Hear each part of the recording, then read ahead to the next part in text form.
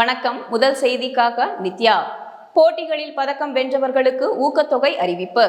விரிவான செய்திகள். தேசிய, சர்வதேச மற்றும் கேலோ இந்தியா இளைஞர் விளையாட்டு போட்டிகளில் பதக்கம் வென்ற வீரர் வீராங்கனைகள் 601 பேருக்கு ரூபாய் 16,31,00,000 உயரிய ஊக்கத்தொகையை இளைஞர் நலன் மற்றும் விளையாட்டு மேம்பாட்டுத்துறை அமைச்சர் உதயநிதி ஸ்டாலின் வழங்கினார்.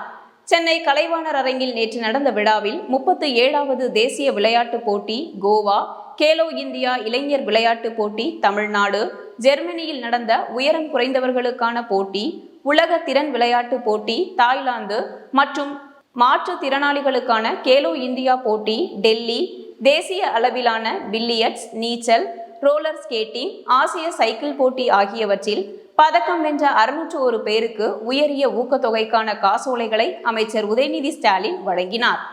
இதனைத் தொடர்ந்து வேலைவாய்ப்பில் விளையாட்டு வீரர் வீராங்கனைகளுக்கான 3% இடஒதுக்கீட்டில் கீழ் நிகழ்ச்சியில் 4 பேருக்கு அரசு பணி ஆணை வழங்கப்பட்டது. ரங்கநாயகி கால்பந்து, சங்கீதா சக்கர நாற்காலி வாழ்வீச்சு, அகல்யா வெர்ஜின் வீச்சு விளையாட்டு ஆகியோருக்கு பத்திரப்பதிவு துறையில் இளநிலை உதவியாளராக பணி ஆணைகளை அமைச்சர் உதயநிதி ஸ்டாலின் வழங்கினார்.